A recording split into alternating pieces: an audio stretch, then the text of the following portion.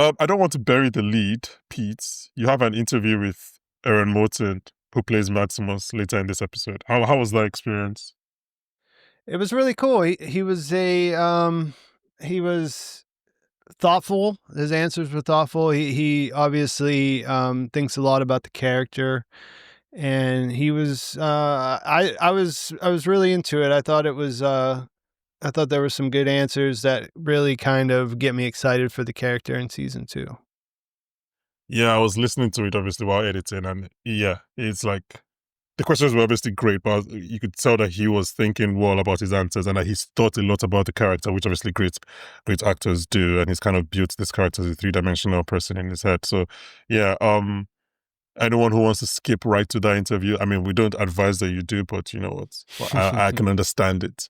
It will be timestamped in the description of wherever you're listening to this. So yeah, it's a really great interview, and I'm excited to. Obviously, he's not in this episode, so Yeah, there it's isn't kind of much you weird. can ask him about this episode. But like, yeah, I'm excited to see what he does rest of the season. Okay, in the words of our favorite ghoul, you guys about ready to just get on with it? That's right. Perfect. Let's go.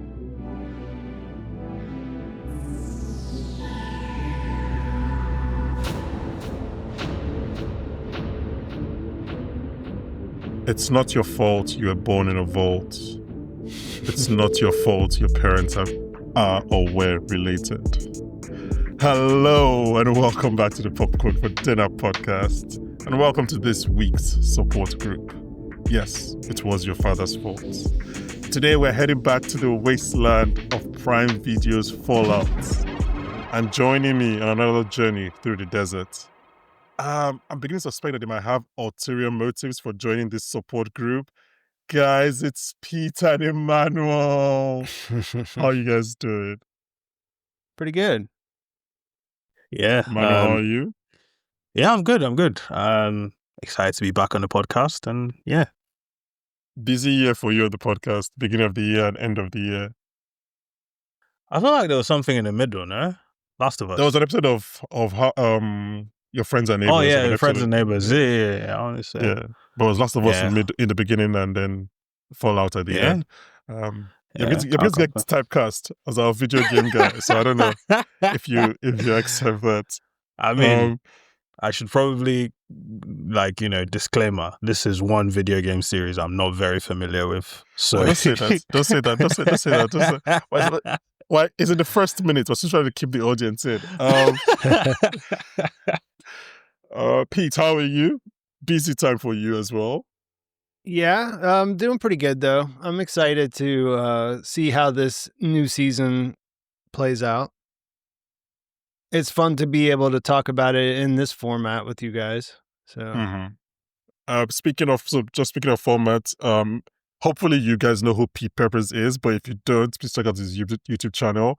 He is covering Fallout. We are going to be covering Fallout fortnightly, so we'll be back for episode 3 and episode 5. You guys know how 2 weeks work, but Pete is going to cover it every week on his YouTube channel, so please check that out. Obviously, it will be linked in the description, but you can just search Pete Peppers on YouTube. His videos are obviously great, but yeah, if you don't already follow him, please make sure to follow him. He and this podcast as well are also covering Pluribus, which is wrapping up. By the time you're listening to this, I think we have maybe 2 episodes left. So you can check that out. He does his weekly YouTube live streams on Sunday nights at 9, which we've all kind of been a part of over the season. So yeah, check all of that out. Pete, is there anything else that you want to kind of plug that you have coming up soon? No, I that'll be doing the same stuff whenever, probably not House of the Dragon, but Night of the Seven Kingdoms. But right now I'm just trying to survive Pluribus, which I'm really enjoying, and Fallout is we're starting that now, and like you said, I'll be doing that weekly, so definitely check that out. Yeah, it's always a busy period when you're covering TV. Like, gone are the days of network TV of like September to May or June, because like there's always stuff going on. Speaking of, if you are new to the podcast, thank you very much. We thank you for coming here because of Fallout. as I was talking with Emmanuel earlier, we've covered a lot of things over the year. So there's Last of Us at the start of the year. There's Slow Horses and Gen V content in the summer. We just announced something that we're doing, which we're really excited to do next year. So we've kind of ranked the top 12 MCU films. And next year, we're going to be doing one every year from January to December. So from like 12 Every to year? 1. Every month, sorry. It's like, that'll take ages, man. That would be like putting big stock in the MCU. Like, we're going to do one a year for the next 12 years. No, every month. From January to December. Next week, we have a big episode coming out where we're discussing the film of the year. It's a 4-person podcast. We have 2 film critics on there, and then 2 idiots like Aya and myself, where we're discussing like 2 of the biggest films of the year and also some other films that we like that people didn't really see. So it's really, really busy period on the podcast. Obviously, our family is back next year. We'll be covering Industry January 11th, Knights of Seven Kingdoms January 18th. So very, very busy. Please check the podcast out. Please rate and review wherever you're listening. Spotify, YouTube, Apple Podcasts. That, like, I know we've been hearing people say it for like 10 years, but like it really does help, and it's kind of annoying how important it is. Like, I thought they were all bullshitting all these years, but yeah, it's very important. Okay, so let's have our fallout. Before we get into this season 2 premiere, I want to kind of like talk about season 1. So Emmanuel, I want to start with you. Why do you like this show? I think one reason Fallout really speaks to me is because shock horror, it's like the actual way a video game should be adapted. Like, I think every kind of adaptation always kind of loses its way of like what makes a video game popular. So with Fallout, it's like, one, it's an original story, so it's not gonna be like it's not gonna cause that civil war of like, oh, what did it better, the show or the game, and that kind of weirdness that some of us have gone through with The Last of Us, for example. But then also, like, the way it's constructed, it gives you almost that energy of playing a game. Like, okay, you're on a mission, but then it's like you have to have a side quest, kind of the way you do it in a game. Like, okay, the ghoul has to go on a side quest because he's run out of his drugs, for example. That's how it would work in a video game. Compared to like sometimes in TV shows, it's like, oh, there's this cool side quest in the video game, right? Just put that in. Don't kind of like tie it in together as well. So I feel like this show actually does that much better. And then, you know, it also kind of gives you kind of the good things about a TV show in general. Like, there's more story, there's like a bit of mystery as well with, you know, the sort of alternate timelines kind of thing of like what happened before, how we got here, but also while still having the action and the purpose and stuff driving forward. So I really thought it was kind of a really interesting show that balanced a lot of plates, especially in season 1. Like, even the idea of having sort of like 3 protagonists initially before they meet up and stuff, I thought was quite good.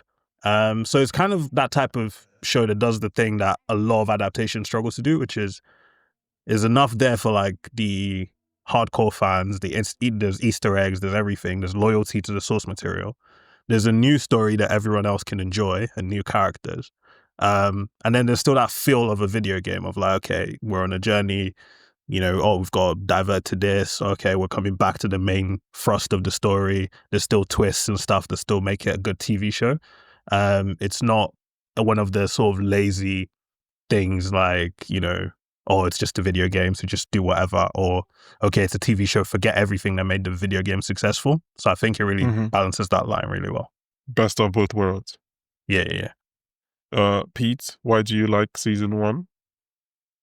Well, I would agree with what Emmanuel said for sure. I think it was a good decision to make it a standalone game inside the universe, and I think that they really did stay pretty true to what makes the series interesting. Because for me, really, the reason what I like about the first season is the same thing I like about the games, and it's really the vibes of it, like the way that the world is kind of quirky. You know what I mean? It just has it has that retro futuristic thing, and you kind of understand where that comes from.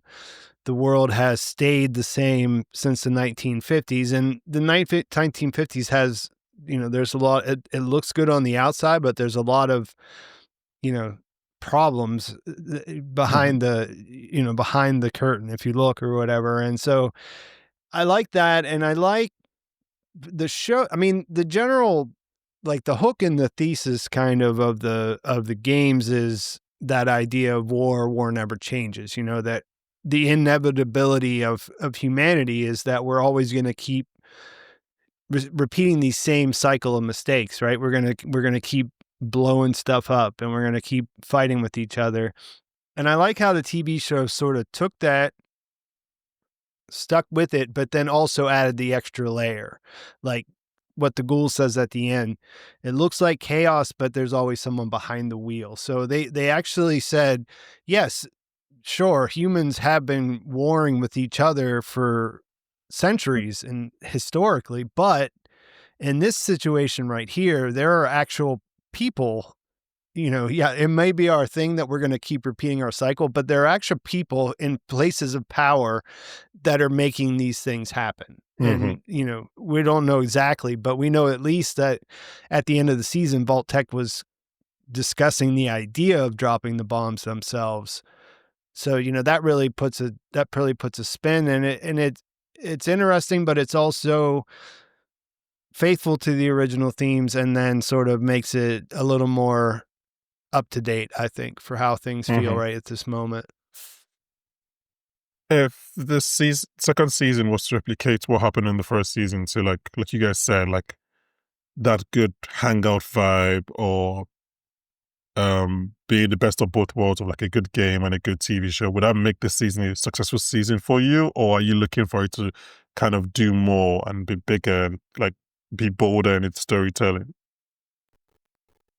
I think for me, yeah, I think it needs to do that, but obviously, you want a TV show to evolve, right, and still get better and things like that. I think, that was nice in terms of setting that foundation and stuff, but like, there's character arcs in sort of motion now.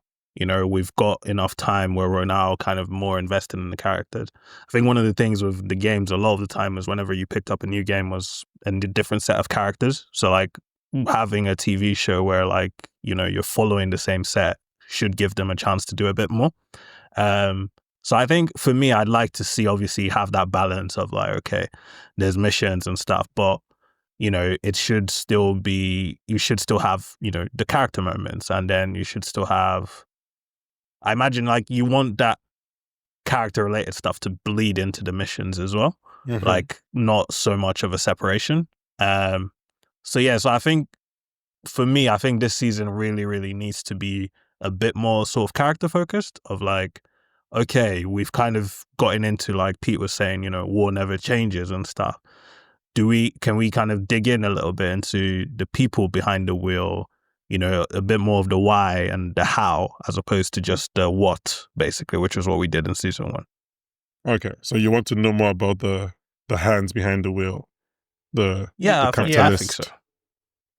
Yeah, what I would say is the same thing. It's like, I thought the first season was pretty effective at building the world, like the world building, and it, because I mean, if you've never played the games, you can still pretty much track what this world is about by the end of the first season, which is a pretty big accomplishment if you think about it, because you're talking about like decades of lore that they kind of gave, you know what I mean? Like, I watched this with my wife, who had never played a game, never cared about it.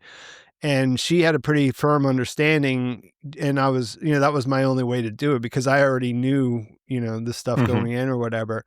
And I was surprised at how effective it was. And that's great. But season 2, I'd like to see it become a TV show. You know what I mean? Like, really, yeah, that's cool that they can do the video game stuff and they can make it, faithful, but I like TV for TV, and I think that I think there's enough signs in there, and that the people who are writing the show and show running have that sense of like what it takes to make a really great TV show, and I hope that they're able to do that as it matures into things. I was just going to say one. Oh, sorry. Yeah, go ahead. No, go ahead, Emmanuel. I was going to say one thing that jumped out at me from what you said as well was, I think Fallout is almost kind of like from a different era of gaming that people might not be as familiar with. Like people, when I talk to people that play games now, like a lot of them feel like, oh, games have always been like very cinematic, since like The Last of Us, God of War and things like that. But I think people forget that like, Fallout and a few of all these other ones were not like that. So so it's interesting to like listen to what you said of like it should become a TV show, because again, there's, like I said, some fans of like video games would be like, oh, I'm a fan of this particular video game, it's already cinematic enough, Yeah. just do that, but again, probably another accomplishment for like the writing team here is that I think they've got the makings of a TV show out of a source material that doesn't really lend itself to it per se. So You're hopefully right. they can build on that. Yeah, just on that point, Pete, when you say become a TV show, do you have like specific points or benchmarks that you see it hitting for it to do that? Or is it like a thing of it when you get there? Yeah, I don't know. I mean, I know what I like, but that doesn't necessarily is that universally what a TV show should Pete, be? you're on the podcast. All that matters is what you like. Yeah, that's what Like I'm you're the saying. one with the So, mic in front of your mouth. So so like I would say just what you echo what like. Emmanuel was saying. I'd like to see more more character Mm-hmm. moments, more. I mean, I think we see a little bit of that. I don't want to jump ahead, but I think we see a little bit of that in this, and it wasn't that it didn't exist in season one, but I felt like when you look at season one and when I rewatched it to get ready for this season, in a way, it felt like they were checking off boxes in their run up to make sure that they did everything, and I'd like to see them just sort of just get hit, like they have everybody. We know who the characters are now. We know what the Mm-hmm. general idea of what they're trying to accomplish is. We see which directions their arcs are going in. So it'd just be fun to see how those play out at this point, where there's not a whole lot of where we don't have to say, oh yeah, this is the gulper, where these are Mm-hmm. the mutated animals that are in the world that you're going to run into from now and again. This is a side quest because we got this really great line about how side quests always distract you when you're playing these games, and which is great, you know what I mean? But like that's a one-time gag, right? And so Mm-hmm. let's get into like the main story quest now. Okay, yeah, let's get into the main story. Season 2, episode 1 is titled The Innovator. It's written by creators and showrunners Jennifer Robertson Dorrit and Graham Wagner, and is directed by Emmy winner Frederick E.O. Toy. Let's start with Lucy and the Ghoul, which makes like the most sense to start with. Our favorite odd couple. Um, I was kind of intrigued by the almost level playing field that they are on. Yeah, it's not really a lone wolf and cub kind of situation, if that makes sense. And like, I think I was surprised by how much respect the ghoul is given to Lucy. Is that a weird read of the situation? Um, I mean, it's definitely not a wolf and cub thing. Yeah, I it's not. think, to do that would have meant like, because a lot of season one was like, okay, almost every episode, it felt like Lucy is learning something, new and stuff, like from what she's known, like having to drink the irradiated water and all these kinds of things, and the people they're running into. So I guess to do that would have felt a bit like a regression. It's a regress her character for sure. Yeah. So I think she has to be a bit capable. I'm a bit worried though about that, like you said, equal playing field. I'm a bit worried about like that dynamic, because it almost kind of, again, this is maybe just a fear or whatever, or anxiety or whatever as a TV watcher, but it's like, I hope in the interest of that, the ghoul isn't kind of dumbed down, for lack of a better term, to put them on that equal playing field kind of thing. I'm just worried, there's a few signs there, like, with like the dialogue and stuff that they have, that it's almost like it could fall into sort of trope territory of like, we're kind of the same, it's just how we ended up and, just circumstances and stuff like that, basically. I hope it doesn't go too cliche, but like that's the only kind of worry I kind of got from them in this episode. But again, one episode might not be enough to sort of be alarmed by that. You just want the goal to just be a blind, like straight shooter, just killing everyone, doesn't Murder care about Douglas. anyone's humanity. That's kind of what you hashtag not my goal. When you put it that way, I sound terrible. No. But like, I just mean like, I'm a bit worried because, again, I didn't go back and rewatch season 1, but it felt like, for me, it felt a bit jarring from like the intro to both of them in this episode of like, but I guess also like time must have passed off screen or whatever, but it felt a bit jarring that like, I don't know, he just kind of felt like he'd lost a little bit of edge. Just in terms of like, even the plan they had with like cutting off or shooting off the thing when he was hanging, it felt a bit like, I don't know. I don't think he would have been that jokey about it previously, but maybe I'm wrong. So that's kind of why I meant like he's treating her like a partner. I mean, Pete, what did you think of this Lucy and Go dynamic in the first episode? Well, I think there's one thing here that's kind of important, and is as a ghoul, like ghouls are pretty looked down on in the Wasteland. Okay. Like people don't want them around. People don't trust them. Remember in the first season when they came into Philly, they were like, "We don't serve your kind," that kind of thing. I think that's what gives Lucy a little bit of a value to him. He realizes that he needs her to do certain things. He needs a regular person that's not a ghoul.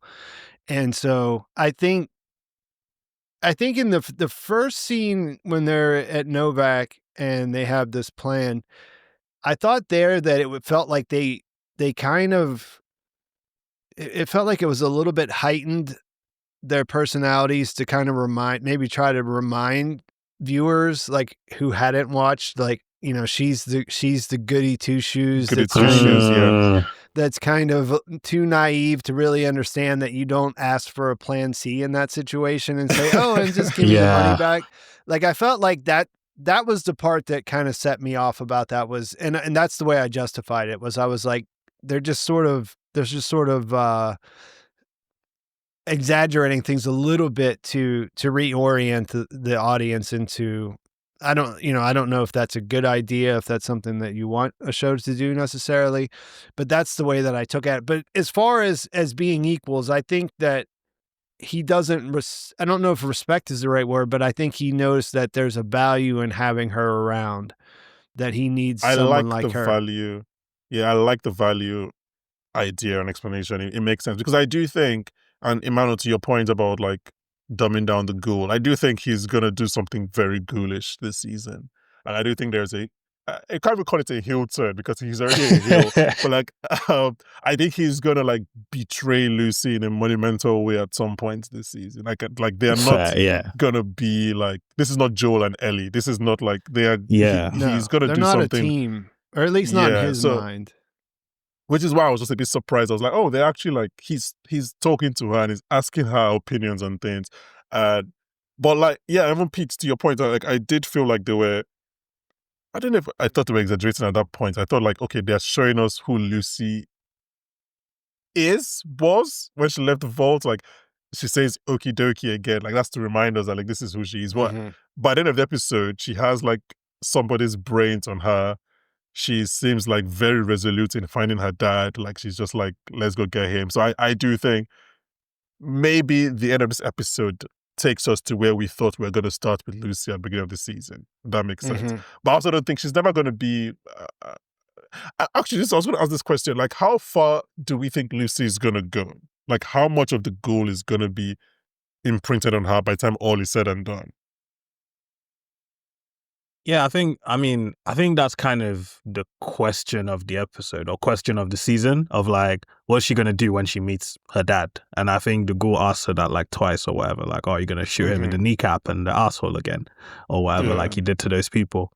So I think that's what the show wants us to think about of like, you know, how is she going to react?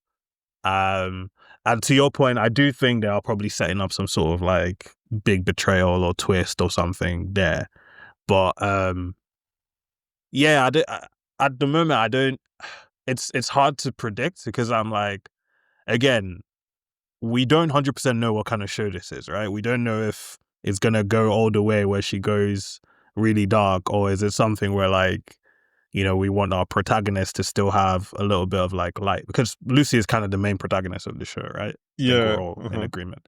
So like, I don't know if this is going to be the type of show where, you know, it's like very grim and it's like, okay, you know, war is terrible, everybody turns terrible and stuff. I doubt it's going to be that. Yeah, me too. So it's just a matter of like, I guess, how we get there. Like, I guess, is there going to be something where she stays true to herself, all true, and is like, no, I'm not going to do this? Or is it like she's going to do something terrible and then come back? You know, I think that's kind of what I'm trying to work out, basically. But I think on some level, I don't think, at the moment, if I had to make a prediction, I don't think she's going to kill her dad. But I think, you know, there might be like a darker turn afoot or something like that. But yeah. I think Lucy, back to your point about what kind of show this is, I think she will always be the girl from Vault 33. I do think maybe in the long arc of the show, maybe the goal will kind of like imprint on her, and she'll start actually killing people and not just like shooting them in the knee. But I think like the show, I think it's the type of show that wants to like maintain that humanity and like that positivity in the character. It's interesting too, because like I was talking about how the show sort of updates the game's thesis and that idea, because when you think about it through the lens that they're presenting, like it becomes a thing of her, what's wholesome about her, like what's pure about her. It's all a result of propaganda too, you know, like corporate vault tech propaganda that she's been raised with. So there's a lot of interesting ways they can go with it. I do think that I mean, that's what the Wasteland does to you when you go from the shelter of having everything provided from you inside the vault, and then you go out into the real world. That's the whole premise of playing most of the games, you know, is that it's a brutal place where it's about survival. And so, yeah, I think that she'll definitely, her eyes will be opened even more in this season. But I'm not sure. I don't think that it's going to be about her becoming a nihilist and you know, trying to burn the world down at the end. I don't think she's gonna go all that far. I mean, if you wanted to summarize this episode, which I guess is also kind of summary of the show so far, it's just like capitalism bad. Because like they go into vault, I can't remember the number now, but that vault that they go into, and they kind of see that. I mean, what was you guys read of that situation? That like, I guess Vault-Tec and maybe Robco were kind of indoctrinating Americans into pretending to be communists to give a reason for the bombs to be dropped. Was that how you guys read that situation? Yeah, I mean, yeah, something like that, basically. It was just like, I mean, from what's the thing? The cold open, right? Was all about this little thing that allowed, you know, someone to control people. Which is it's a very hilarious scene, by the way, in how like the guy sort of folded under the control. But like, I think basically it's, again, sort of like tactical warfare of like, we're gonna need a reason to do something terrible that we can hide behind. So if we can make communists do XY terrible thing, then, you know, we've got a bit of motivation to do our terrible thing, but no one has to know that we created the reason for it, basically. Which is kind of basically what I kind of got from it. Me too. Because the episode does even try and like seed it in your head. Like even with the flashbacks, we see his daughter playing Whack-A-Commie rather than Whack-A-Mole, and it's like, okay, this is yes, and then it builds up to that reveal. The anti-commie agenda was obviously very rife in this time. And well, actually, Pete, what did you think of the experiences? Like, well, how did you interpret those scenes of the vault? Yeah, I didn't really think that deeply about like what the end game purpose of the vault was. It was just sort of, that's like how a lot of the vaults are, you know, they just have these experiments that they sort of introduced at the end of last season. to see if they can do it. And then if they could do it, then they have this data for, that they could do. Maybe, I don't know, like I remember one of the vaults that you discover when you're playing the games is like they just gave the people inside drugs. They just basically just had them all on drugs all the time. Yeah, just to see what would happen. It was just like like what happens if you build because they're like little experiments in building new communities or societies underground that are completely cut off from the rest of humanity. So I don't know if there was a purpose behind this, except that they're obviously testing that device that was introduced at the beginning. So in the game, I don't know if this has been said in the show explicitly, but in the game, these tests, were they happening pre or post bomb? Well, they don't have people in the vaults until after the bomb. That's the thing, is that, remember at the end of season 1, Barb is telling them you can have some of the vaults and you can do your experiments. And like Buds was the Buds experiment, right? They're going to have their middle managers all in one vault and then have 2 other vaults. They're going to be the breeding stock for them so that they can keep like the management class going for until Reclamation Day. I don't know why in my head some vaults were like stacked pre the bomb, but I think I was just thinking about when the scientists in season 1 said that they there were was that live. one example, that one like test vault that they introduced in season 1, I think. Okay, that's interesting, because if it was after the war, if it was after the bombing, then it won't make sense for them to be like training them as communists in order to give a reason for the bomb. That would be like that's why it's so sinister, is because people bought those tickets to survive the Holocaust, or like the nuclear event. They think that they're going to go underground and be safe, and their families generations later are going to survive, but it's really these corporations just like experimenting on them, like just to see like they just have a group of lab rats that paid for the ticket to be tested upon. Yeah, because a part of me, I don't know why. Maybe remember, Barb was like, of, we were trying to get into one of the good ones, and it was really important for her. Yeah, like that was the motivation. Because I was thinking, I was like, I must remember it wrong then. Because I was thinking like there's some vaults that they were trying out stuff just before. Of like, me too. That's I want to say like Vault 4 as well. Vault 4 was the test vault with the scientists in there. Yeah. Okay. Who flipped out and actually went crazy for their own reasons, not because their vault tech was doing something specific to them, if I remember correctly. And then they're experimenting on like. Yeah, they were just being able to do their experiments without any nobody stopping them from doing like unethical stuff, and it got out of hand. Yeah. Speaking of unethical stuff, this kind of scene in the vault ends with, again, a reference to the cold open, where we see, but in this one, we see Hank talking through this person, which is definitely an advancement from the tech in the cold open.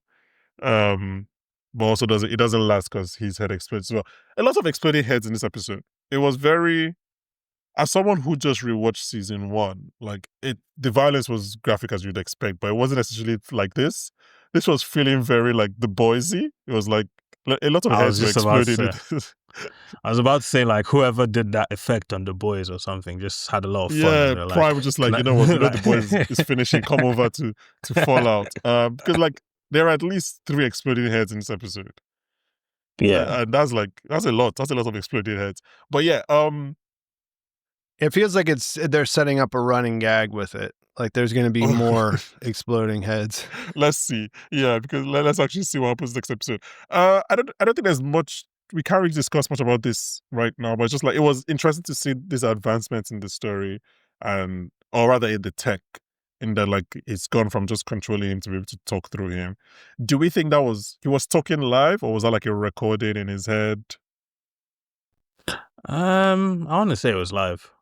Because like it's not like the guy was just repeating it. It was only when she got there that it kind of kicked in.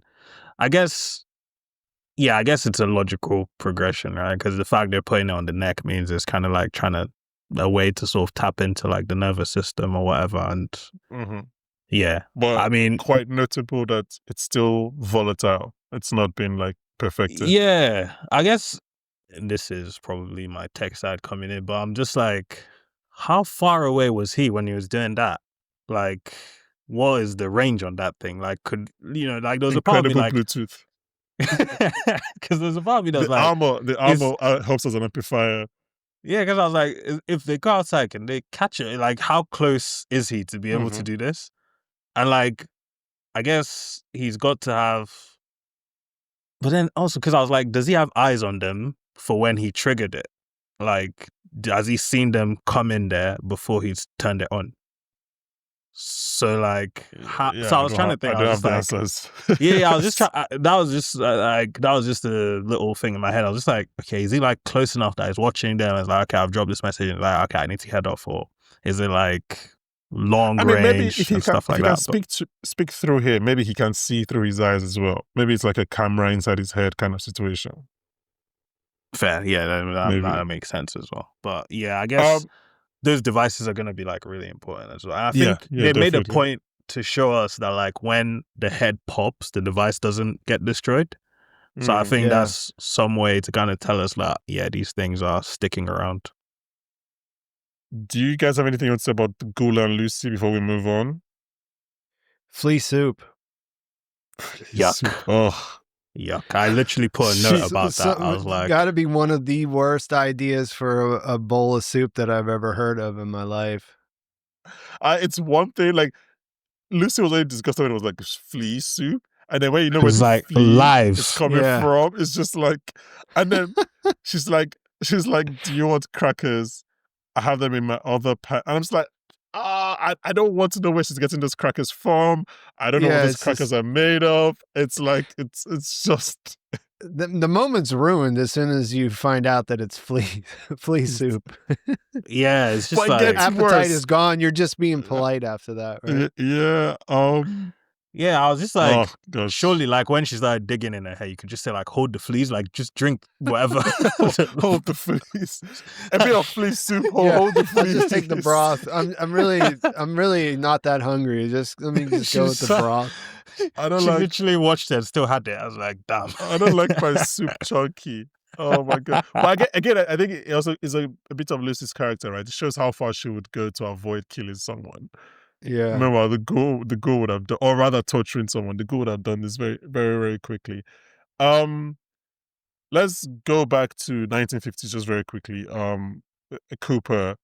There isn't much I think we can say about here because his story is quite straightforward. He obviously logically is kind of like, I don't know, what's the word? I know what seems like big enough to explain his shock at what he's heard his wife say. And he kind of tries to run away with his daughter. And then after speaking with like a pre-bombing Lee Moldaver, he decides to essentially go back and spy on his wife and go to Vegas and everything. Yeah, I mean, do you guys have any thoughts about Cooper in this episode? I think the only thing I'll say is like, I guess it's almost kind of a mirror of sort of Lucy's arc of like, your loved one is evil, you've got to do something about it. Your worldview is kind of shattered because this, again, like he always says, I'm just an actor. But now he's like, he has to kind of basically become an assassin pretty much of like... Or a spy at least, yeah. Yeah. So it's like all of that. And then, with his daughter and stuff. The one thing that I don't know if the show has ever explained, how did Moldaver live from then to season one? Peter and I were asking the same question when we were rewatching season one, and I mean the fact that she's back in season two means I think they were explained at some point. Yeah, I think they were explained. Seeing her here made me think that they are going to answer that question, and like I said when we talked about it before, I think the ghoul was surprised to see her there at the end, but not that surprised. Like, he wasn't like, oh my God, you're alive. He was just like, what are you doing here? So there is an in-world explanation. We just don't know what it is yet. The only thing I could think of was like the deep freeze. Like maybe she was on the deep freeze and then she got out or something. And that was But it. like, why would they? I mean, that's the only explanation. But like, why would they have allowed her in? Like, she was It would have to be anti-Voltec, maybe like like- a black site one or something. Yeah, I don't you know. Maybe Yeah. someone nicked one or something, but I think that's Yeah. the only thing I could think of. But Because like Because in I was just like- in Fallout 4, they have a vault where the people were frozen too, which is unrelated to the one. So like that's a thing that exists in this world, I guess. You know. Yeah, I think it's definitely. Yeah, I mean, rewatching season 1, I was like, it's just like a big plot hole that they're not going to explain. like, And surely then, not. But seeing how in the season 2 premiere, like, okay, there is more to her story, and I think we're going to kind of know more about her. Should we talk about Norm quickly? Who was a character that actually did kind of jump out at me on my rewatch? Like, I liked him a lot. I cared more about his goings on on my Yeah. rewatch. Norm MacLean. Son And of he's Hank. going through it. Yeah, son of Hank. He's going through it in this episode. But his episode arc kind of ends with him releasing everyone, which I didn't think I expected. Definitely not in the season premiere. I didn't expect him to do that. That's like a real status quo change. Yeah, I kind of saw that in the trailer, so it wasn't a super big surprise. But Okay. but I agree. It like I didn't understand. Like when I saw it in the trailer, I was like, well, why would he do that? Like, what is he doing? And you don't really understand that at the end of this episode, right? It doesn't really. Well, I mean, I guess he's also kind of forcing the Roomba's head, because like if everybody's if everybody's out, then he kind of needs to open the door. He kind of needs to like. Yeah, it's one of those things that like happens in a season finale, and like, oh, what would they do next season? You don't expect it to start the season, so I'm quite intrigued to see what the plan is there. Yeah, I guess it's just kind of like a really desperate move from him, right? Because like that's what he had says, right? Nothing He says, left. Yeah. Yeah, what they say, chaos. He can control. You know what they say, chaos is. What do you say? He can control. Yeah, Something along the lines of like, I was like, yeah. Bud Askin's brain says that you have two rational choices: go in the cryopod or die. So he says, yeah, but basically I can make an irrational choice and just choose chaos, which, I mean, like his logic checks out, I guess. It checks out. Checks out. That's the correct way to do an option C.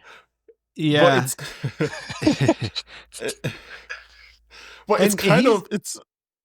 Yeah, go ahead, Pete. Sorry. I was just gonna say, you know that this character, he's sort of been taken on by the gaming community as like that's kind of like the avatar. Yeah, they really like him as the. Oh, really? As like the secret gamer in the mix of the whole thing kind of deal. Oh, okay. Like he's a fan favorite for that, because he's not a main character, but he's he does like some pretty interesting things. He's smart. He's courageous there when it comes down to it. So I think that they look at him as sort of like their in-game avatar kind of situation. Fair. I mean, he's my fan favorite because it's the first time I'm seeing Moises Arias since Hannah Montana, which is a show that I'm sure Pete Peppers did not watch one episode of. I did not ever see an episode of, for sure.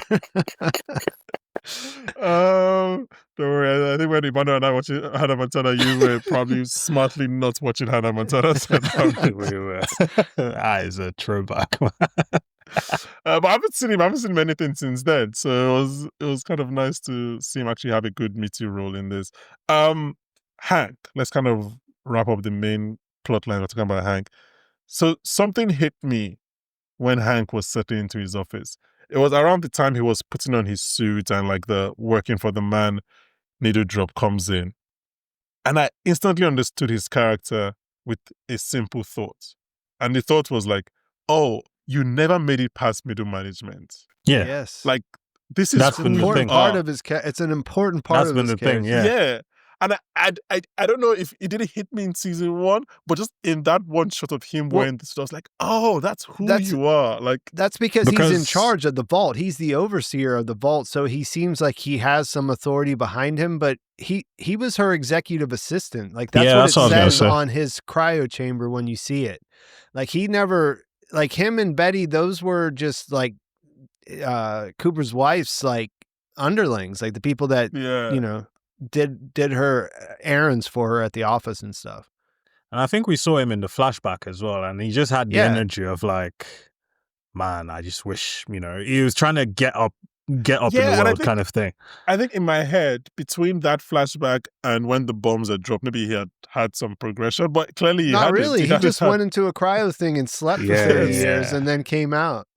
Or 200 years or whatever, and then was out for a while, Yeah, I think having worked in corporate, you can kind of you can understand that stereotype.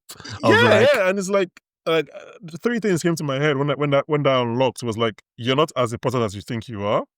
Yep. He's eager to impress. Yep. And he has a chip on his shoulder, which just makes perfect sense. I think once that sentence came, I was like, oh, that's who you are. That's like, this makes sense. He's a company man. Exactly. And these are the kind of guys that will do anything for the company, like no matter how ridiculous. And you're like, guys, they aren't paying you extra. Exactly. Like he was like, I'm sure it was a bit of a Twin Peaks reference when he smells the coffee, but this was also a guy, like whenever he says you have 200 messages and he was like, let's get to work. Like he was pumped because that's what he does. Like that's what he does is he shows up, gets dressed up in a suit, and he does whatever you want him to do for whatever the company needs. And he's just trying to get that promotion. I think I very rarely does like a simple sentence unlock a character. It was like, oh, that's okay, that makes sense. That's who you are. I was like, okay, it tracks now. I have seen you. I have met you in real life. I've like met people. Like I know who you are. This makes sense. When he's on the phone, or rather on the radio, I think presumably, and we'll talk about this in a second, but presumably he's talking to Robert House. Is that who you guys kind of like? This is something that really confuses me about this. Yeah, I think we'll talk about Robert House of it in a second. But he says, Emmanuel? No, I was just going to say, like, I thought definitely like he was talking to Robert House because, I mean, forget about the cold open. Yes, the tech. But I think obviously that has to be the link with the cold open. But then also like, that scene in season 1 with all the different CEOs and stuff. Yeah. The way I kind of processed it in my head was like, each season we're going to be facing one of these corporations. That's a lot of seasons. I mean, that's the hope. Or like each half season or whatever. But I get what you mean. So that's what I kind of think. Because if you go back, like Robco was very much focused on that. You can say, okay, there's something going on here, and then I feel like that's what we're digging into this season. So I feel like in line with that. This is what I'll add to that. This is why it's been confusing me, is because Hank worked for Vault Tech. He didn't work for Robco, right? And when he's talking to this person, he says, "We can finally talk about my promotion." Yes, but he also says nobody in Vault-Tec knows I'm here. So my thinking was he spying on Vault-Tec? Yeah, so that's probably true. But I was more even thinking that at some point, like, not a merger, but I just feel like the way they hatched this plan together, it just felt like Vault-Tec reported to these bigger corporations, right? Well, that's the thing, is that there's that moment, and they re-show it in this episode, right, where they show Barb look up at the shadowy character in the background who's not at the table. Like that's the important person at Vault-Tec, not her, not Bud. He's not sitting at the table with the other people. So like those are the two options, right? Like Hank's either talking to that guy or he's talking to Mr. House, who he was working with to undermine that guy at Vault-Tec. Yeah, okay, yeah, because like we never met the guy who's in charge of Vault-Tec yet. Because I was just thinking of it more like a sort of hierarchy kind of thing of like Vault-Tec reported into Robco and these like mega I think it's the other way around. I think stuff. Vault-Tec is the main person. So you think Vault-Tec is the one? Okay, fair. Yeah. That I guess that still works as well, right? Because then it's trying to, I guess it's trying to get a promotion from this second level before going on to the next one. I feel like, because like obviously Robco is, I think Vault-Tec, Robco, I can't remember the other ones at the table, were all independently big. I mean, This is very Yeah, you had pertinent like to our West world Tech. right now. Yeah, this is what I'm West saying. Tech Like, yeah. Yeah. and So I think Voltec was Warner Brothers and Robco is Netflix. No, or the other way around. The other way around. Robco is Warner Brothers, Voltec is Netflix. So like is buying over. But also, like Warner Brothers have their own entity. So they could have a spy in Netflix to undermine Netflix. Does that make sense? yeah, So like I think Voltec and Robco were big companies on their own, but then they're bringing in Robco for this big experiment. But maybe somebody at Robco wants to undermine Voltec and probably supersede Voltec was kind of my thinking. If we've kept people true that analogy, I don't think we're ever losing fans ever again. I mean, yeah, they're very like you're well done if you're able to because I couldn't even keep track of it. So if you're able to keep track of it, don't even ask me who Paramount is in this whole analogy. I was about to say. Okay, this seems like a very good, and it's probably the easiest way we have to get to talk about the cold open. Yeah. In my notes, I wasn't going to talk about the cold open because I was too confused, and I was going to wait till our next episode after episode 3 to talk about it. But I think we're kind of asking questions pre-recording, so it makes sense to touch on it. Do we know who stroke what Justin Theroux's character is? And just for anyone who doesn't know actors' names, Justin Theroux's character is the rich person in the cold open who offers money and puts a chip on. This is what I know. Okay, this is what they showed us. They showed us the guy who. Sorry, I should say, for anyone who wants to go into this season completely blind, you can skip off now and just skip to the interview because we are probably going to throw some theories or things that we've kind of, because we're trying to figure out these characters, so we might do some things that we've seen on the internet. Obviously, there are no spoilers because nobody knows the story. It's an original story. But if you want to go in, like maybe you haven't watched the trailer, whatever, you want to go completely blind, you can skip to our interview. Sorry, Pete, you can continue. Well, I was just going to say, what they show us on screen is because the idea was that they introduced Mr. House, the head of Robco, last season. But then they brought in Justin Theroux, and the idea that I had was that they were going to recast that role, right? So that I don't know. Is it announced that Justin Theroux is playing Robert House? Was that confirmed? I don't know. That could just be my own thinking of just on Wikipedia. So that's the thing. On Wikipedia, it says Justin Theroux is playing Robert House. Right, I didn't even check that. Yeah, like I said, I can't say where that idea got into my head originally, but that's just what I thought. So when I saw the actual actor from season 1 on the TV, and Justin Theroux sitting off on the side talking about the guy like he was Mr. House, it was quite confusing.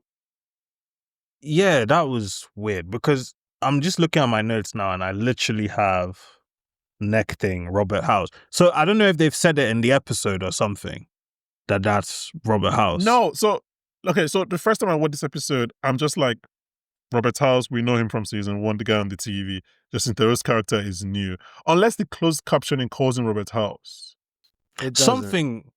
It doesn't, right? No, so somehow that got into my head and I wrote it down. So in my head, this was a completely different character that was doing something different. It was when I went back making my notes for this episode that I went to Wikipedia and I saw his character was named Robert House, and I was a bit confused because, like you said, like if he's recasting the role, season 2 press pack has him as Robert House, doesn't it? Yes. So yeah. So there is something going on, definitely. Go back. Do we 100% know the guy on the TV is supposed to be Robert House? Absolutely. Yes. 100%.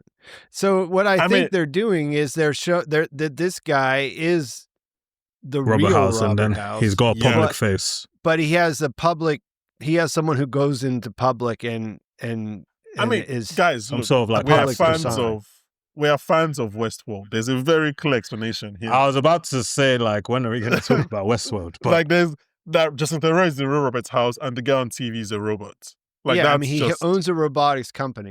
Although the robots that right he there in sells front of us. don't exactly look like Humaniform or Autonomous. Yeah, but this is the one that's like, because like, how likely is it that there's so many rich people and they're called? It's weird. Why would they reveal that Justin Theroux's character is named Robert House? Like, that should be surprise, right? Like a twist. That's why that's why I brought it up, because I really wasn't sure what they're going for with it. To me, when the guy opens the trunk of his car and he has $31 million and he has proprietary technology that Technology, Robco yeah. created, like, you could maybe sell him as a second in Front man command or something. Yeah. like that. But what it tells me is, like, this is the guy, and he's going out there and doing what he's doing with this other person kind of in the public spotlight so that he can operate without problems. It's a squid game kind of thing of like, yeah, So, there's a front man. Yeah. I mean, on first Because he is the watch, I was richest man in pretty the sure- world. Yeah. Yeah, and it's like, I was gonna say, how likely is that you have two men that's so rich in this world? Like, it's like, so on my first watch, I was pretty sure that Justin Theroux will turn out to be the man in the meeting that Bob is looking at, like up there. Like, I mean, that could still be the case, I guess. I don't know. I guess that could be the case. Like, I didn't think of Yeah. that. I thought he was Vault Tech related for sure, but So I'd have to go back. I'd have to go back and look, because I just thought we But- never really met who was at the top of the pyramid of Vault Tech.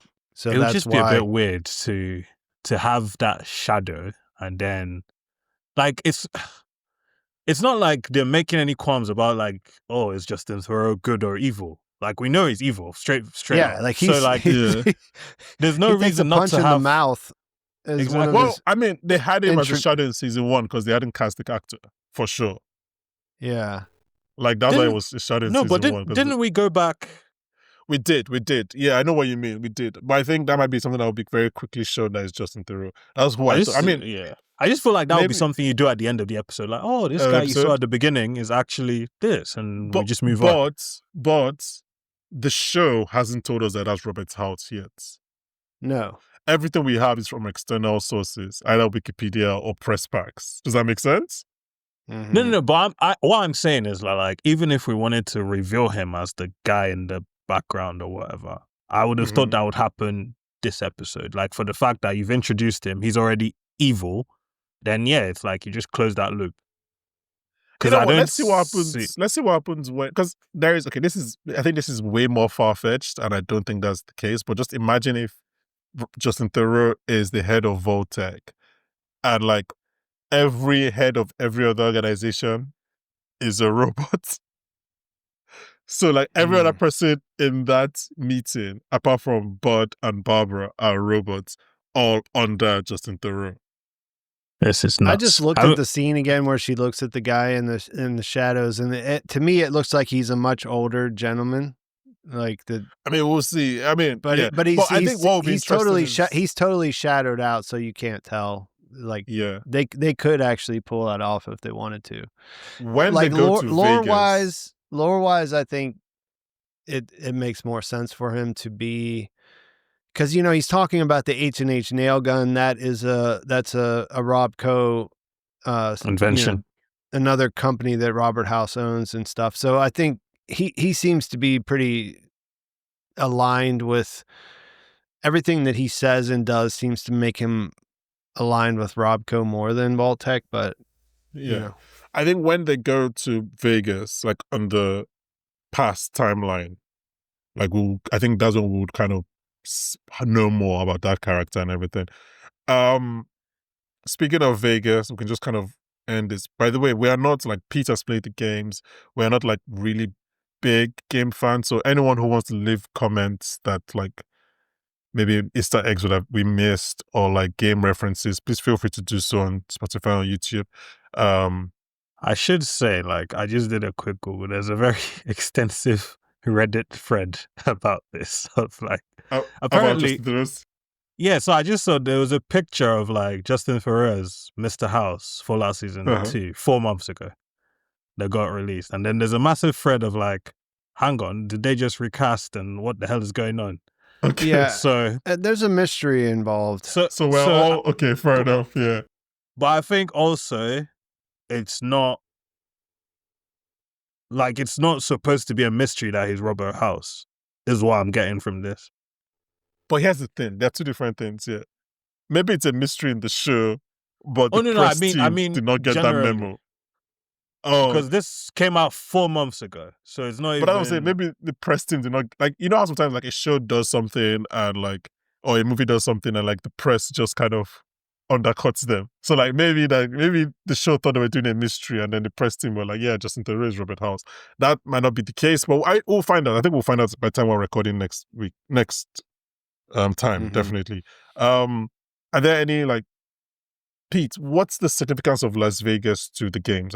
The thing about the game Fallout New Vegas that made it so like it's an historic game as far as like the people who are into it are super into it, because at the time it came out, one of the big things is that you have to make choices that seem like they matter at the end. Like you have to side with you have to make your choice to decide who you're going to team up with or side with of all these different factions you experience when you come to New Vegas.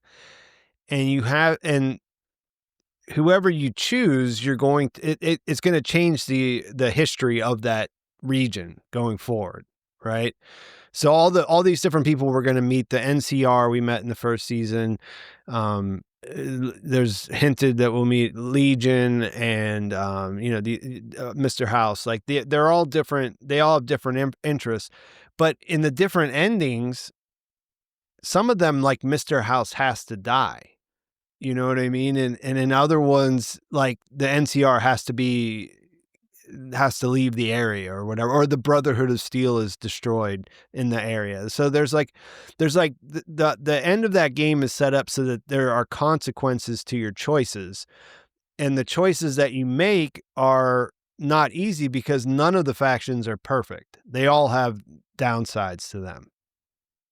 So I think what the real appeal of the game was at the time, and this isn't that novel now, but it came out a long time ago at this point, was that Alternate endings. There was no easy choices.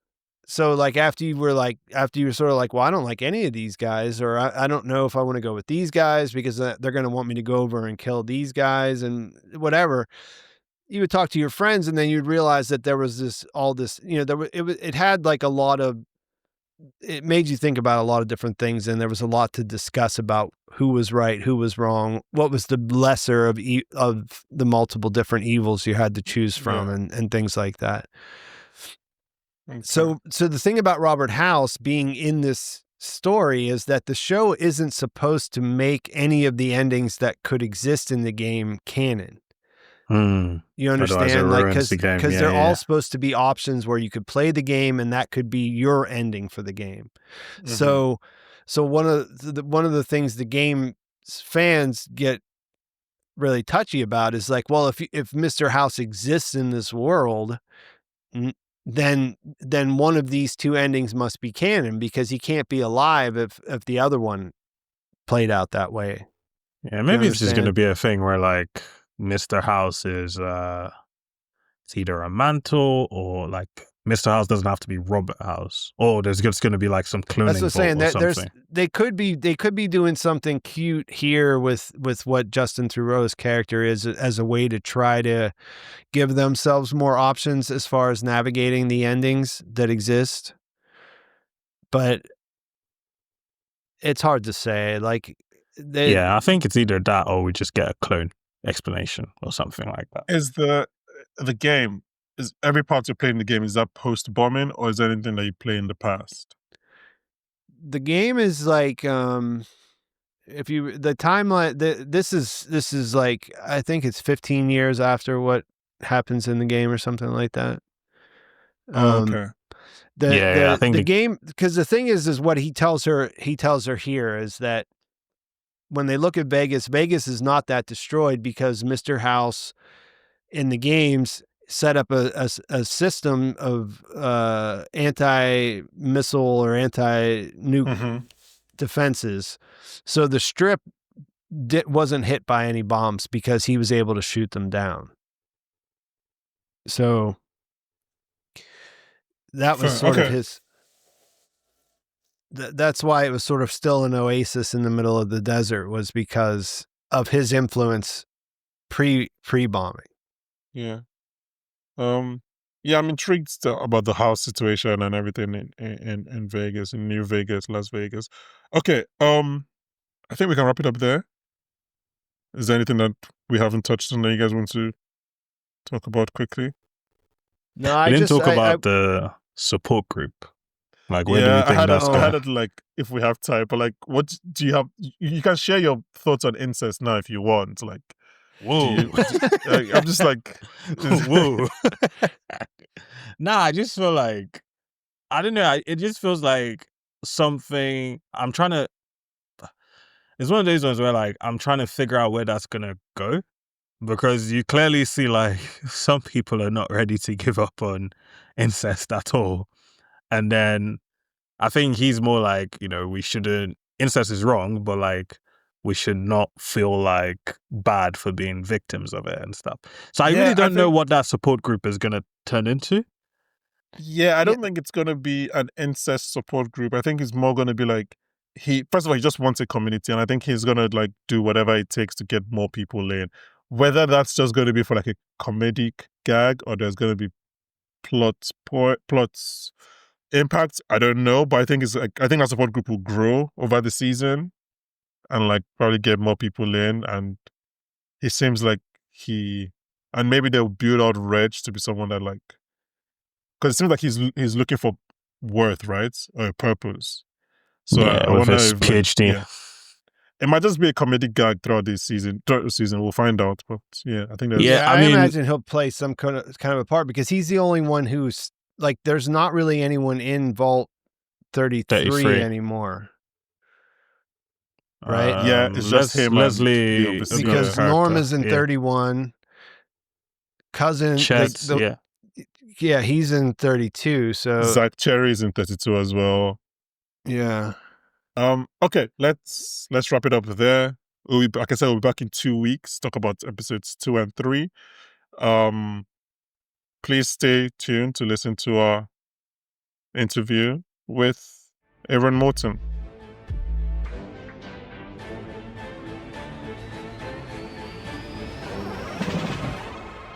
Hi, Aaron. Thanks for taking the time to do this. Are you kidding me? Thank you. I'm here for the podcast Popcorn for Dinner. Okay.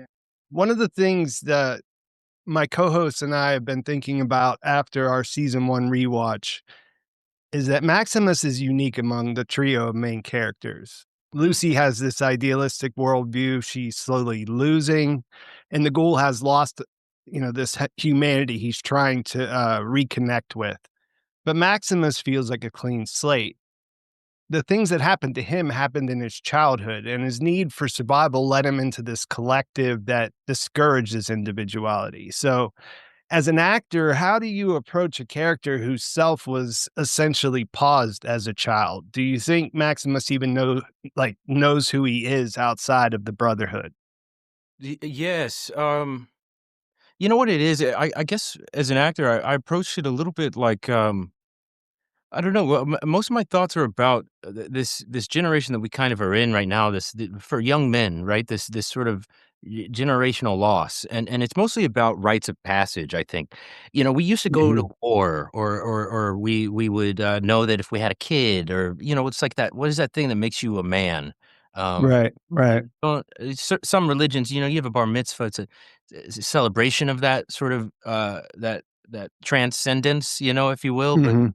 I think it's there's this really strange discipline that's been forced onto him, from the Brotherhood of Steel that yes, it's stifling his individualism, but it's also uh he's so much at odds with what he sees every day. There was Yes. this backstory that I'm so happy that Graham and Geneva wanted to include and share the audience in on what was a little bit of a secret of ours from, the first season. If you remember, Thaddeus, I think, has a speech about Maximus's backstory when he's refilling his water tanks. He talks about Maximus coming from some other place and made it seem like he was better than us, or you know what I mean? It's obviously that it's a different perspective than Maximus's, but yeah, I would say as an actor, I think those are usually my jumping off points into how to play him, how to really desire to do well and do good. Um, and sort of need to define it for yourself based off of what the world is showing you. Right. One of the things that really jumped out on my second time through was the way Maximus reacted to Vault 4 in the first season. Hmm. Before he got his own room and that nice care package, he was deeply untrusting, and he even called it a cult. Yeah. I wondered, is he projecting there, or is he just completely oblivious to the fact that he's in a cultish paramilitary faction kind of thing himself? No, I think he's definitely projecting it. But if you think about, one of our ponderances, I guess the question I always believe that is the best artists really just are good question askers.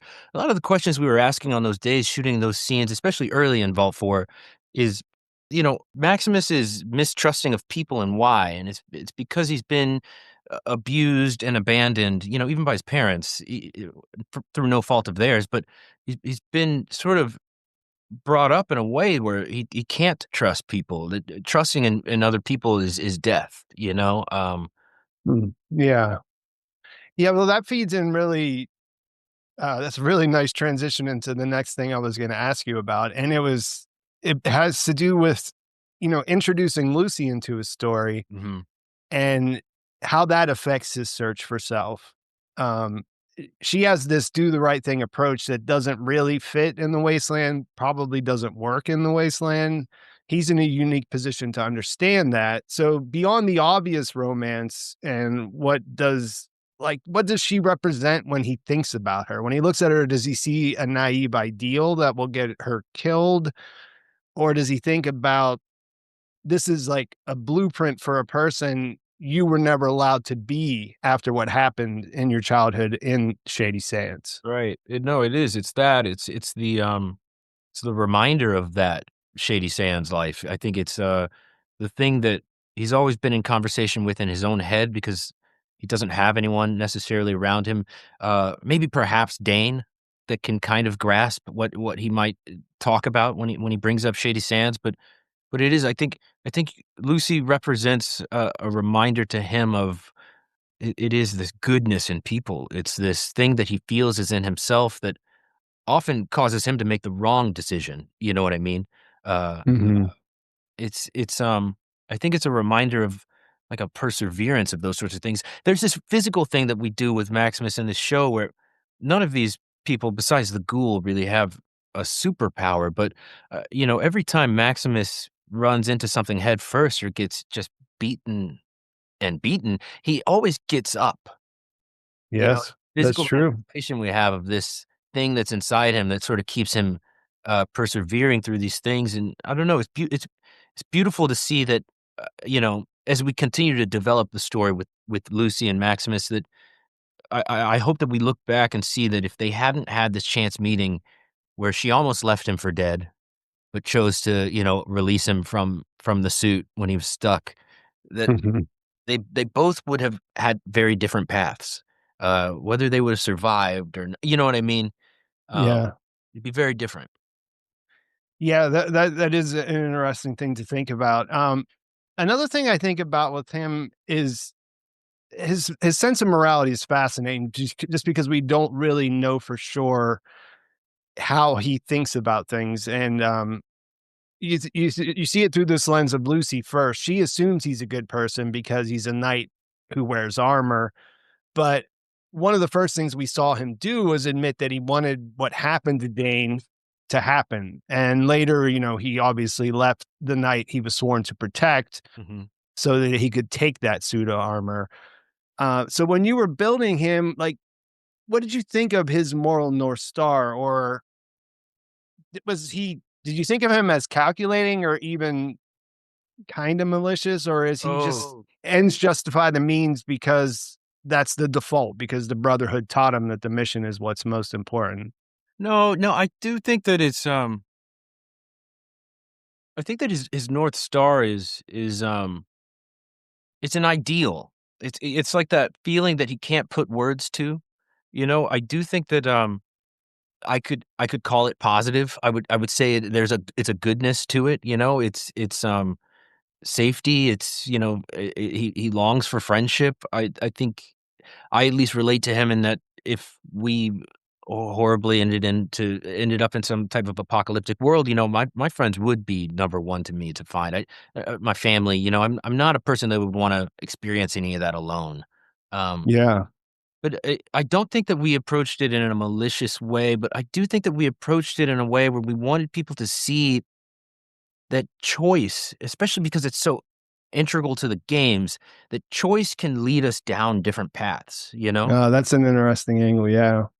We really wanted to walk that tightrope with Maximus. Clean slate, you said earlier. I think yes, because again, Lucy and Maximus are both. It's like you're starting the game. The ghoul always feels Right. he's already poured in 300 hours. So he's got all his gear. Yeah. What he likes. It's a different experience. And and mirroring and paralleling Lucy's, but different. Yeah. So, without getting into any spoilers, I'm interested in the position that he's in at the start of season 2. He's stuck between going after her, going after Lucy, this idea, that's the unknown, and then he has claiming these accolades from the Brotherhood. He knows that the validation he's been looking for, and I've heard you refer to this as kind of a hungry dog. He does this as a hungry dog. Yeah. He knows all of that's built on a lie, right? So what does that mean for the character and how you approach your portrayal going into a brand new season? Because he's obviously separated from this new influence that he was introduced to at the end. Yeah, it's like it definitely skewed him. Yeah, it's it's the last thing he would wish for currently. I think the promotion, the suit, the status with the Brotherhood of Steel. I think it's almost like a different tightrope that I feel like we're walking, where we want Maximus to also play for survival, of course, like we all do or all would, but we also want him to it's to really see him in a moment where his feet are still in the gutter, but he's reaching for the stars, if you will. Yeah. Yeah, and I think, this is one of those things with him is that he feels like a person who's constructed entirely by his environment rather than his choices. And not necessarily from what we saw develop in the first season and what we hope to see develop in the second season, but just generally speaking, he hasn't had the same choices that these other characters had in their lives. So is that something that you think about as he makes these choices going forward? Yes, I mean, like one of the biggest things that kind of separated our antagonists and protagonists in the first season was this like usage. Like Lucy and Maximus were pawns for other people. They don't know what the head is. They don't know what's in it. As they now have discovered what it is and discovered more about the world around them and what's going on.